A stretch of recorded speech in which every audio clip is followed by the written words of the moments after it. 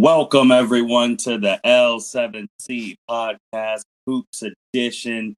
Today, we are going to be talking about what went down during the trade deadline. And we got to have the basketball aficionado, Mr. Evan Debo. How you doing today, sir? I'm doing good, Martin. It was a fun trade deadline. It was kind of underwhelming in some regards, but also very interesting in other regards. Excited to talk about it and see how it's shaped the basketball landscape and the playoff picture here heading into the next 2-3 months. Yeah, man, I'm with you. I guess it was underwhelming because there weren't like super big names that were potentially being traded, but there was a lot of action, a lot more than I thought would happen. And what did you think? Yeah, Woj put out a tweet late last night or early yesterday morning that compiled actually there were the most players moved, involved the most teams, and there were the most trades on a trade deadline day ever. So there were 16 trades, there were 23 teams involved, and 46 rostered players relocated in some capacity or another. I think a lot of those trades were just kind of like ancillary, like small contract moving stuff to make this happen, or throwing pieces to make this happen, or creating some flexibility down for free agency and stuff heading into next year. But there were some big ones there. So why don't you kick us off here? What was the biggest trade you saw go down on Wednesday? Biggest trade to me was actually the first one that we had listed in our discussions was Victor Oladipo to the Miami Heat. I did not see that on my big board of trade moves going into Thursday.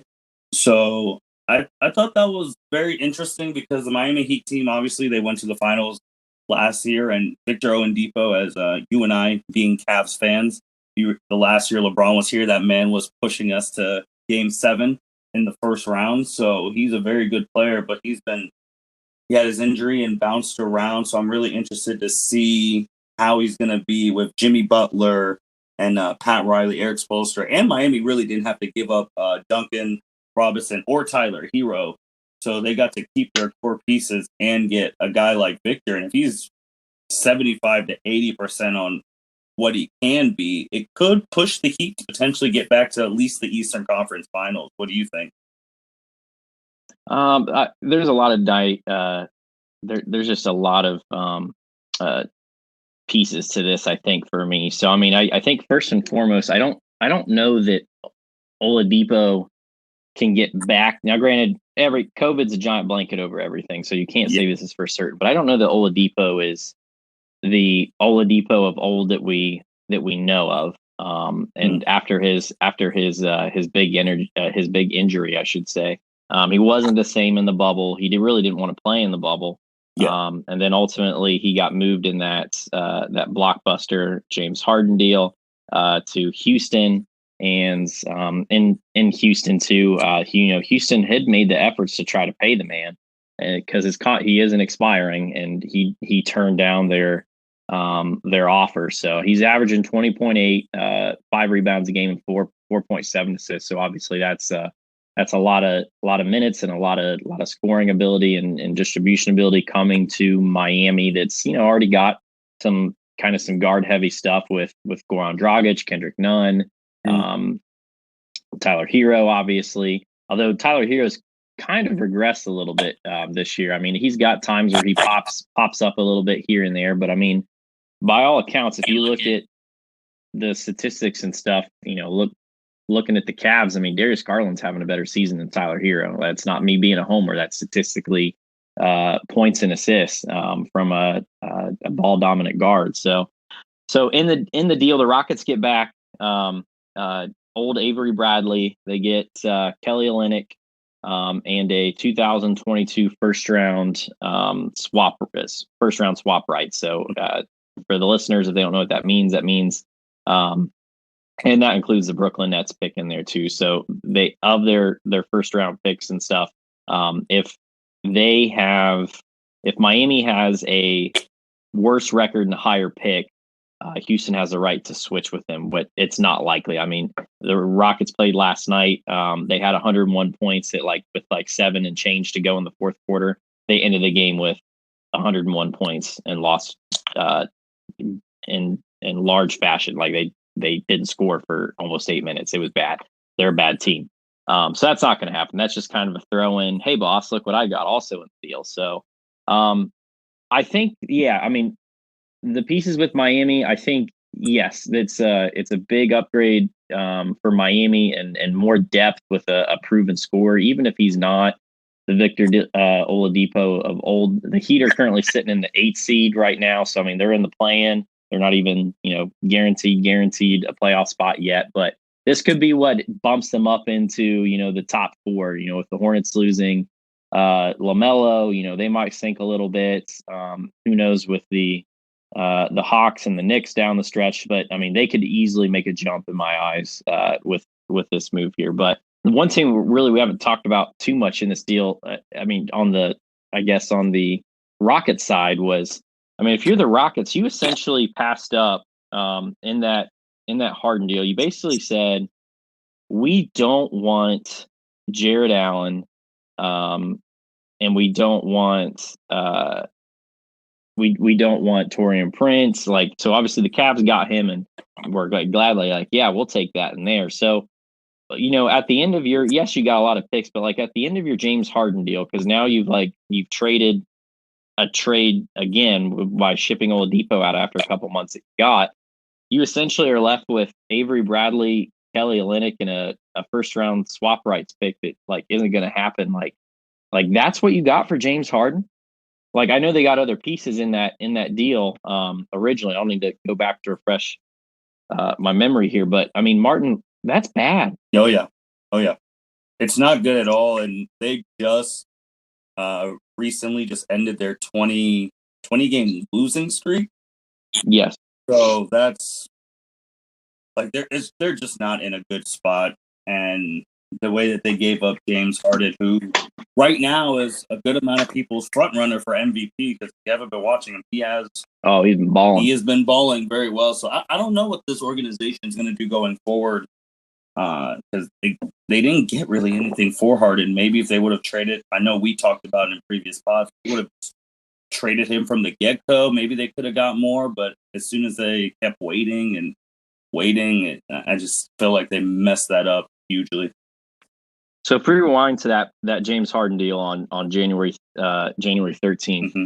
So there was a pathway there for Houston to have Jared Allen and to have Karis LeVert, and instead, I mean, they did get the 3 unprotected first round picks in 22, 24, and 26 from Brooklyn, and a number of pick swaps in the opposite years. But I mean, let's be honest, who's gonna finish with the worst record? Is it?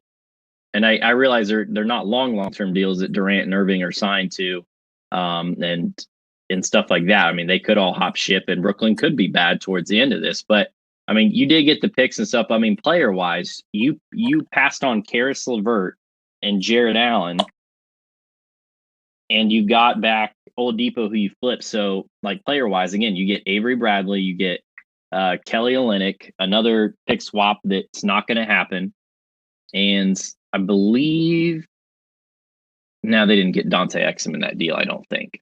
But I mean, just bad all the way around. What this is going to go down as I saw it on Twitter the other day. This is going to go down the James Harden deal. I mean, is going to go down as one of the worst returns on a all-time score in the history of basketball, in a trade ever. Yeah, this is bad. No, it's real bad. So I think the Heat are definitely winners here. They've kind of, for the reigning Eastern Conference champs, I mean, again, they're sitting there at the 8th seed. They're under 500, 22 and 24. Only 500 at home, 12 and 12, 10 and 12 on the road. They're 4 and 6 in their last 10. I think this will help elevate them, definitely heading into the home stretch, but this is just one of the many trades. Again, there were 16 that went down. Martin, let's shift gears to, I think, the other big one here. Evan, one more thing on would your opinion of them change if because currently they're the front runners for LaMarcus Aldridge, and the time recording, if we finish recording and he signs with the Heat, and then they got Victor and LaMarcus, would your opinion of them change? I don't think so. I mean, it's not, and I don't have a bad opinion of it. I think the Heat got better because of this. And so, I mean, if they were always a candidate for LaMarcus Aldridge anyway, regardless if they did this deal, then that's just even furthering their case to get closer to the Nets, Sixers, Bucks conversation. Because I mean, from 4 to 10, it's a crapshoot. And with how far the Raptors have fallen, and the Wizards that people projected to be a playoff team who's not. The Magic are no longer a playoff or bubble team. They're definitely going to shoot back up to a top 4 team, I think, especially now with LaMarcus Aldridge and his, again, he doesn't have a whole lot left in the tank. He's 35, but I mean, 13.7 and 1.7 assists a game and 4.5 rebounds a game, considerably down from what he's averaged for his career. But I mean, Pat Riley continues to shuffle the deck, and he didn't have, like you said, he hasn't given up Hero and getting all these players in. He still got Precious Achiuwa as a big he just drafted this year. Miami's got a lot of versatile players who can switch, who can play multiple positions. They can go big, they can go small, they can really go big now if they have LaMarcus too. So, but no, I think that even helps their case even more as they look to get back in the standings. Well, let's go to that next big one that you're about to hit on. Yeah. So that one would be Aaron Gordon to Denver. And what are your initial thoughts on? So if you're the Nuggets, you lose. You kind of did a gamble and didn't re-sign Jeremy Grant to a mega deal, who got that with Detroit, and he's been absolutely balling out this year. 23.3 points a game. 5 rebounds a game, almost 3 assists a game for Detroit. Granted, he's getting a lot more shot volume and everything else to help elevate that too. But if you're the Nuggets, you almost kind of get your replacement and arguably a better defender in Aaron Gordon, who a lot of people have just been asking for years. Man, is he just, what else could he be if he were not stuck in Orlando? Well, now we get to see what it is. You surround him with the likes of Michael Porter Jr., Jamal Murray, obviously Joker. I mean, it's another big get for Denver, who also in a separate deal got a really good backup big in JaVale McGee from the Cavs, who's had a really, really great year for us off the bench. Tough to see him go, but excited for him to have the opportunity to be back in the playoff hunt. He's going to add another dynamic to them with their second unit. So I like the move for Denver. I definitely think Denver was another big winner of this trade deadline. Martin, your thoughts? Yeah. So when you talked about earlier about like what Aaron Gordon can be outside of Orlando, I was actually asked why when he demanded a trade, I think early this week or like last week, I was like, so who's going to trade for Aaron Gordon? Because I don't know what he can do outside of Orlando. And what I know him as is Skywalker and things that super athletic, things like that. So him going to Denver with the people they already have, another MVP candidate, the Joker, Jamal Murray. They got to keep Michael Porter Jr., which I thought was phenomenal because he's really coming on. Like, they're a scary team, and I feel like they've flown a little under the radar for a team that made it to the Western Conference Finals and came back from 2-3-1 deficits last year to make it to the conference finals. But when they got to the Lakers, they really were no match for them. So this gives them a big body, athletic, another person that you can body up on LeBron when you get to that point. I don't think they got worse from this. I thought they got better, and people need to be on the lookout for Denver Nuggets again. Absolutely. For Gary Harris, Gary Harris had some really good, tons of injuries, and finally Denver shipped him out in favor of Aaron Gordon.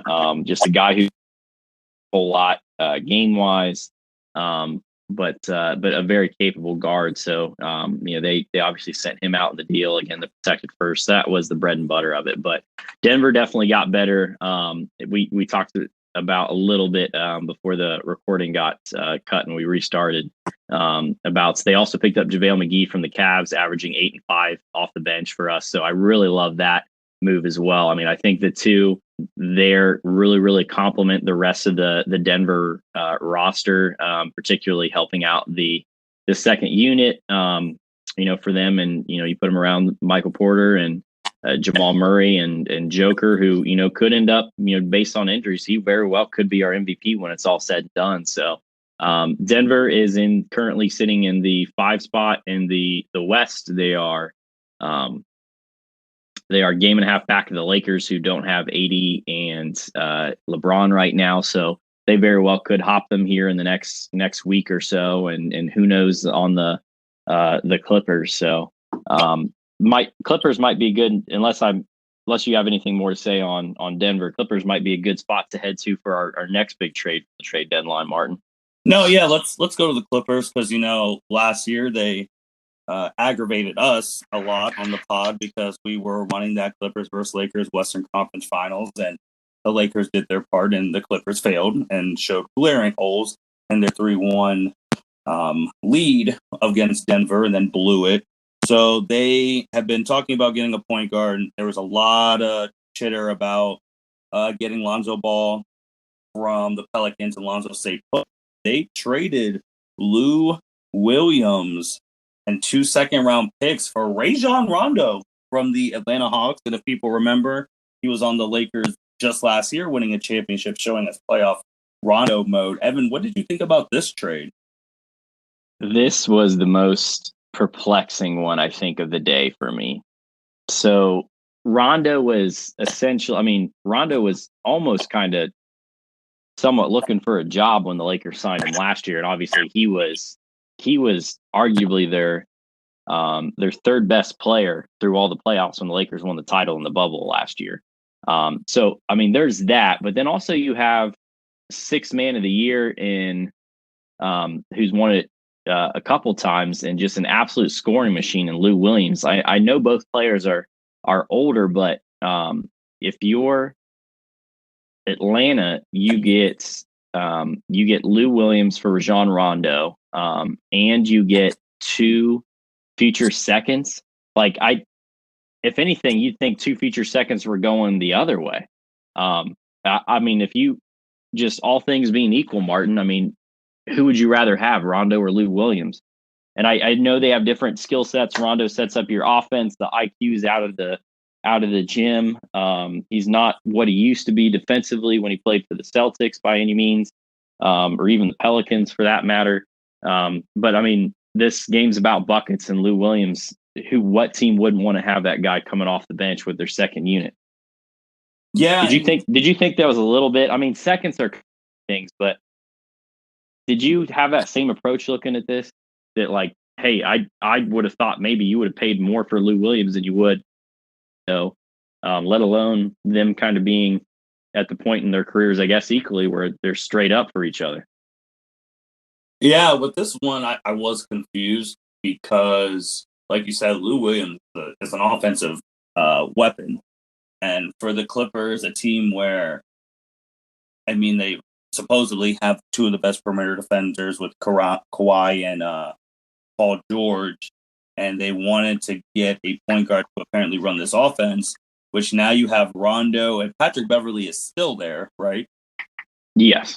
So you have Rondo, so Beverley will probably be on the bench. Well, I don't know who's going to start, but either or, when one of them comes out, you're not getting anything more offensive from either of them. So I found that very interesting. And Lou Williams, which I actually just read that he was thinking about retirement until he got traded. He said he was so mad about, he basically saying it without saying it, but saying it was so mad that he had given everything to the Clippers basically. And he was thinking about that. And then he's like, yeah, then I thought more of it and heard from all the fans that love me and everything else. It's whatever. I'm coming home to Atlanta and back to those Lemmy pepper chicken wings from Magic City, baby. Yep. That's where he's going. So that was interesting. And then Atlanta, they get a high power scorer. He's going to be reinvigorated to prove himself. He'll be there with Trae Young. So yeah, I don't know. I don't know if this makes the Clippers better. Maybe they're thinking they're going to get the same playoff Rondo that the Lakers got, but I don't see what they're seeing unless they're gonna pick up someone like on the waiver wire who can score. But I don't know. I don't know if this makes them better.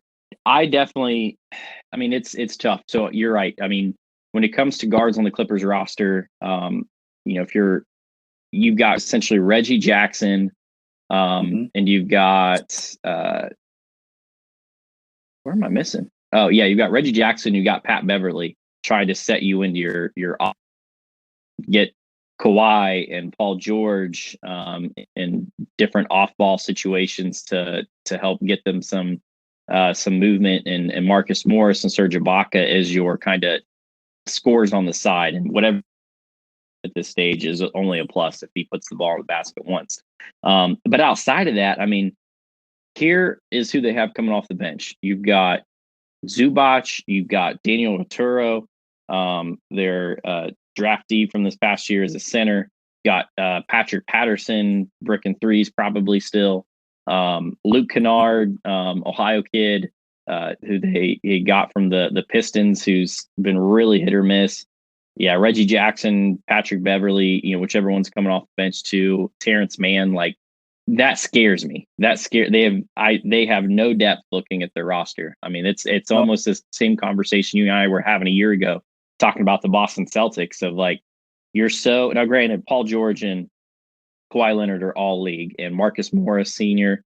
and Serge Ibaka are not scrubs by any means. They can also put the ball in the basket. They can defend. They're gritty.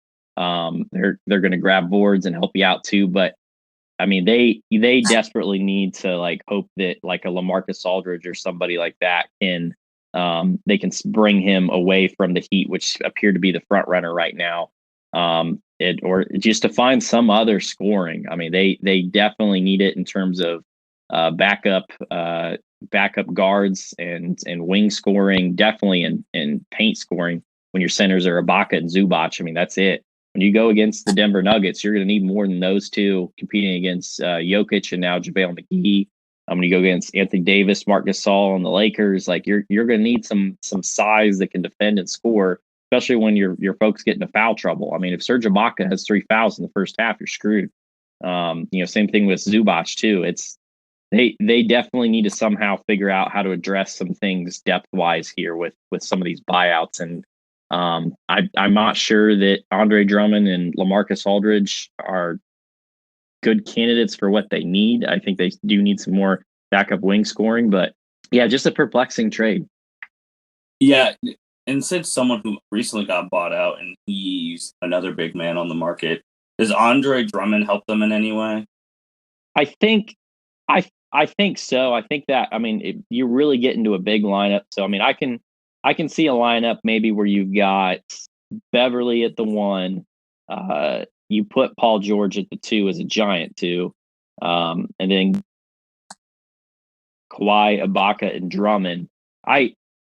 It's kind of a muddied up driven offense. Like you're not going to get up and down a lot, but I mean, I think that could be a good spot for an Andre Drummond. I mean, I think LaMarcus Aldridge could easily fill in there as well. I think he would help in terms of distribution, obviously a lot better than Andre. Andre's an underrated passer from the elbow for sure. Especially if you get a couple bigs in there that, I mean, Andre's a really good high-low player if you got a second big. We saw that a lot with Cavs and lineups with him and McGee, him and Larry Nance, a lot of elbow down low. They kind of switch back and forth to be sender receiver between some of those high-low passes. And it worked out well, but that could be a good landing spot for them. But I think their issues are more guard heavy, I think, at this point in terms of depth. But you could address some scoring needs with a second unit if you have Andre Drummond out there with and Amir Coffees and I guess Jay Scrubs of the world, whoever Jay Scrubs is. Shout out Jay Scrub. So going back to Orlando, obviously they got rid of Aaron Gordon. It's a fire sale. Yeah, they're cleaning house. And Vujovic, I think he was the first, I guess, big trade of the day going to Chicago. I didn't see that coming at all, did you? I didn't, but I do like the move for Chicago. So Chicago, obviously, they end up biting it on Wendell Carter. When he was obviously injured his first year, and that was the big piece of what they gave up in that deal. But I think for them, that adds some stability to the front court with a continue to develop your Patrick Williams and your Kobe Whites of the world now. And Patrick Williams is had a really, really good year. And then you've also got some vets to put around him. I mean, this is ideally how you rebuild and still be competitive. You still got Thaddeus Young. You still got Denzel Valentine off the bench. You've got a phenomenal 20-point scorer in Nikola Vucevic now, who can, at times he can go for 35, 40 a night. Garrett Temple's buried on their bench. I didn't even realize that today too. I mean, another veteran guard. But they're going to lose Lauri Markkanen. In free agency coming up. I think he might be restricted so they can match, but they have been able to come to a deal, and that guy's going to get paid somewhere else. He's too good of a player to be kind of wasting away on the Bulls and how they're using him. And plus he's frustrated with, I think, how they're using him too. But I like the move for I do like the move for the Bulls. But I just was reading the article from the Ringer on the Magic. So last Wednesday, Orlando played the Suns, and after that game, and then the subsequent trade deadline after, 4/5 of their starting lineup from that game against the Suns now is going to suit up for someone else.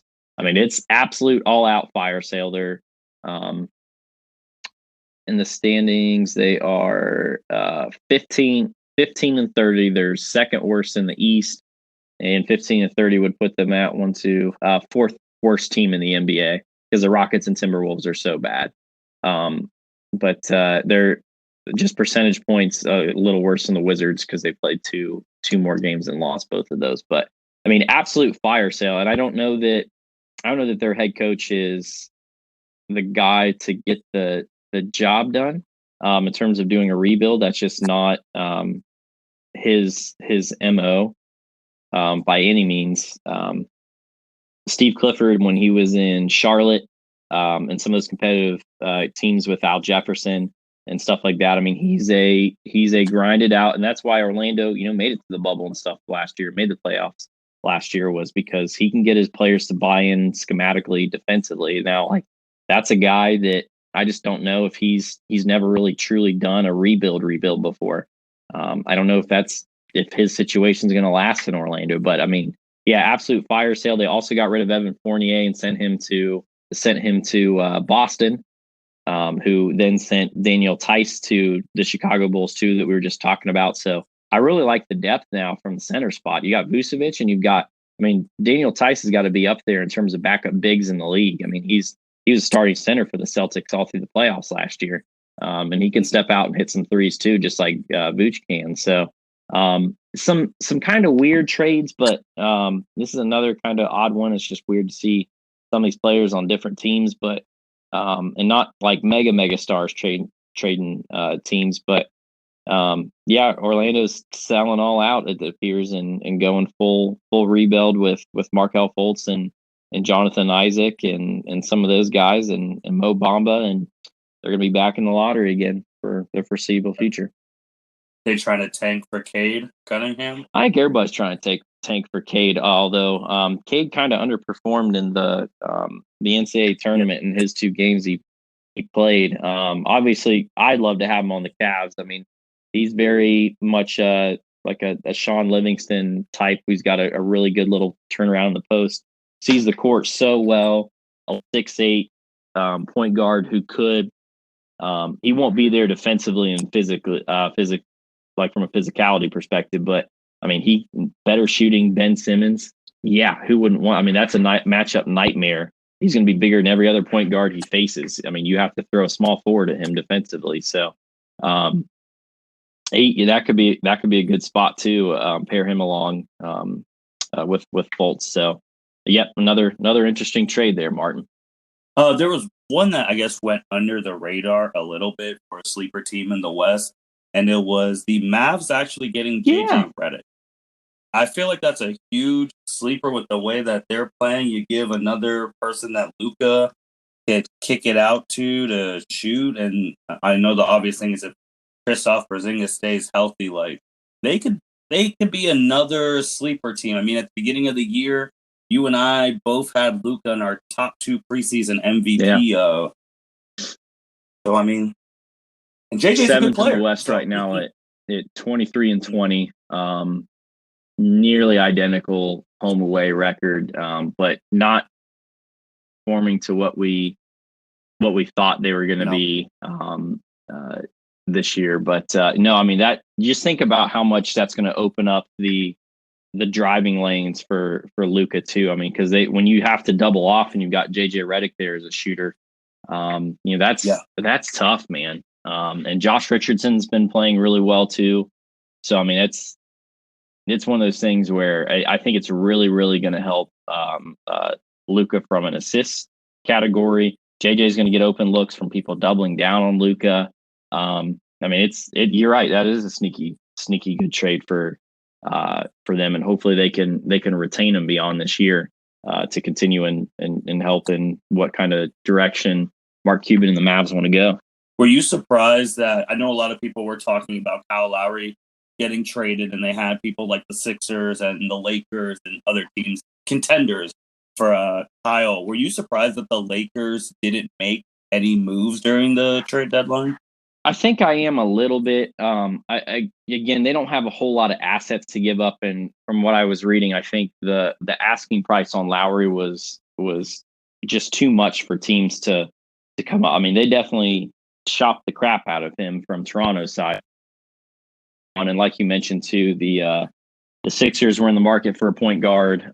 They ended up getting it. That's my sneaky trade to bring up to combat your JJ Redick one, is they rescued George Hill from Oklahoma City, and George is a very serviceable point guard who can get you in sets and long arms defensively. I think that's definitely going to be a sneaky get for Doc Rivers and the Sixers. I mean, Hill's 34, but I think that's definitely going to help fill that need. I mean, maybe not to the extent Kyle Lowry would have, but I mean, it's definitely, there's probably some sentimental aspects, obviously, of what Kyle's done for the franchise in Toronto to hold on to him. So it's not entirely surprising they held on to him, or definitely looked at him and his value more than what maybe it actually is at this point in his career.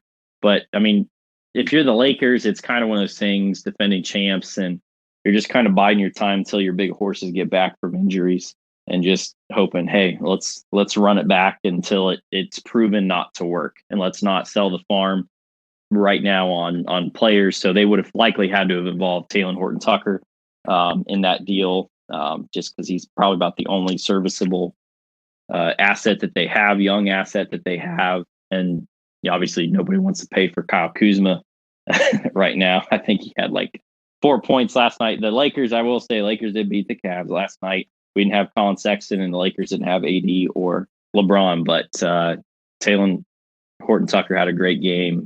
Definitely a guy that they need to hold on to, I think. So not entirely surprised.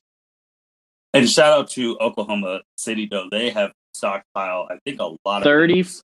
How many? 34 picks in the next 7 years. It is gonna be the G League of the NBA. Because if you're 15, 16, and 17 right now, like statistically, there's I don't know, I'm just ballparking. There's probably like almost a chance, which is I'm sure is way too high, like a 20% chance you're just going to play for Oklahoma City. If you're a top prospect and you're 15, 16, 17 right now, you might as well just like go down to the JCPenney, grab some highlighter orange and some blue, because you're going to be playing for the Thunder. Like it's just bound to happen. Yeah, man, that is great. Evan, anything else about the trade deadline or anything else that you want to hit on? I know it's almost getting to your busy season to talk about the playoffs. Yeah. I'm trying to think if there's anything else that we missed. Again, there were a lot of trades happen, a lot of them just like really, really small ones. The one that we didn't discuss, our buddy Jeremy and I kind of went back and forth a little bit on this. What's your thoughts on Norman Powell from the Raptors to Portland for Gary Trent, and who else was thrown back in that deal? And the wing player that never was, the Dookie Rodney Hood, former Cav. Shout out. So Rodney Hood. This is another one too where it didn't flow under the radar, but I don't think it made like big headways with, I guess, fans. And this trade, I was just like, okay. I mean, I don't know if this is gonna propel Portland to go over the hump. I mean, they're already. I mean, Dame Dollar, who you don't have him in your at least top 5 for MVP candidate, you're crazy. And then they got CJ McCollum back, and Melo's actually been playing really, really well. But I mean, the guy's been Norman Powell's been very underappreciated, and now that he's going to the Blazers, I want to just see how he's going to be, because I mean, I think he's a pretty good player, but not that many people even know who he is. But I think it could help them in some way. I don't think it's going to help them get out of the second round. They're both really good players for different reasons, I think. So Powell is definitely more established than Trent, but Trent's averaging 15 a game this year, and he's only 22. So I mean, like that was like the last. I'm trying to think, like that's like the last young dude the Blazers like had. Like that was their Talen Horton-Tucker to trade almost a couple years down the road, since this is only year 2 now for THT in Los Angeles. But Powell's having a absolute monster of a season, just despite how bad the Raptors have been. He's averaging 23 and a half a game on shooting splits of 53, 45, and 86. He's a great defender. He's really good from the top of the arc. So, I mean, if you watch him, like, of the 3-pointers you see him hit, it's going to be the pull up or the catch and shoot right at the top of the arc. That's his. I saw a shooting shot chart breakdown of his percentages earlier before we hopped on. But I mean, Gary Trent is no slouch. I mean, Powell's 27. He's 5 years on him, but Trent was a 2018 second round pick by the Blazers, but has really developed into something at 22 already. So he is set to hit restricted free agency and going to get paid this summer. Powell has a opt-in. Where was that number? As an opt-in for next year at, I think it was like 11 million or something like that. But I mean, if you're 11.6 million, but if you're Portland, you're already paying Lillard and McCollum. You just gave out 2 first-round picks to Houston for Robert Covington, who's really kind of under. I mean, he's just not the on-ball defender I think the league thought he was. He's a great off-ball defender, like crazy. But they 2 first-round picks for him. Now you give up Gary Trent. Like, this is your bargaining power. So it's make or break time, I think, for if you're the GM for the Trailblazers, and you're Terry Stotts out there too. I mean, you got some older dogs. Not that McCollum is old.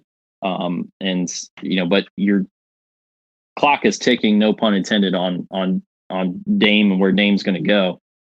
You've got Carmelo there too. Enes Kanter's been a bright spot for them, but I mean, I think this isn't in the short term. It's probably going to really here in about 2 years, when you don't have those first round picks, you don't have Gary Trent, and you have no bargaining power or leverage to get better. So that's all I got. No, I agree. It'll be interesting.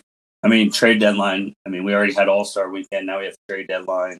I mean, the playoffs are going to be here before you know. They're going to sneak up. I'm somewhat hopeful the Cavs can sneak into at least the play-in games, even if it's just hey, like, you got to win 3 straight against.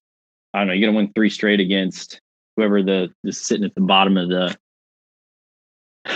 the East, like Indiana or a Charlotte, if they fall that far, something like that, and we might lose the first game, whatever. But I love the idea of the play-in game. There's been so many good things that have come out of this kind of awful COVID situation where you get to just, hey, let's tweak some things. I'm sure you've seen it at work too, where you guys have tried new things. I've seen it at my work and my day job where, there's some new things, scheduling things that come up and you're like, we never tried this. Let's do it because it helps. And we're term thing, and the NBA's looking at that with the whole play-in games. I mean, it helps people feel like they're progressing somewhere, maybe even if they're not. If you're the 11th worst team, and it's just a wide margin, but you get to say, hey, we made the playoffs because we made the play-in game. You're like giving yourself more credit than you actually deserve. But no, it's exciting. I'm interested to see how things move down the stretch, and then before we know it, after that it'll be draft time, and hopefully we'll get summer league again and more off-season movement. It's a 12-month sport. It's turning into a 13-month sport and 12 actual months. Since obviously 13 months don't exist, there's just that much movement and excitement and drama. And Martin, I'm here for it all as always. Love it. Absolutely. Evan, again, just add on. Any more last words before we sign off? No, appreciate you having me on. It's always good. Congratulations to the rest of the team on getting over 1,000 listens on the pod. So we appreciate people checking into us, listen to us ramble about our niche interests and deep passions. And let's shoot for 2 and double the number each time and continue to grow the empire, man. Yeah, man. I ditto on all the things you said. Next goal is shooting for 2. And again, appreciate everyone listening to wherever you listen to, Apple Podcasts, Google Podcasts, Spotify, sites like Radio Public, Breaker, any of those podcast sites. We appreciate you guys listening. Evan, always appreciate you coming on, giving the hoops education. And I know, the playoffs and all that's coming. So if you remember last year, Evan covers the entire round by round, and gives his full deep insight on that. So I'm excited to get those started back up again. And yeah, just again, thank you everyone for listening to the L7C podcast, and you guys take care. Thank you for listening to this episode of the L7C podcast. Be sure to like, rate, review, and subscribe to the channel. Follow us on all social media platforms, and we'll be talking to you guys soon. Take care.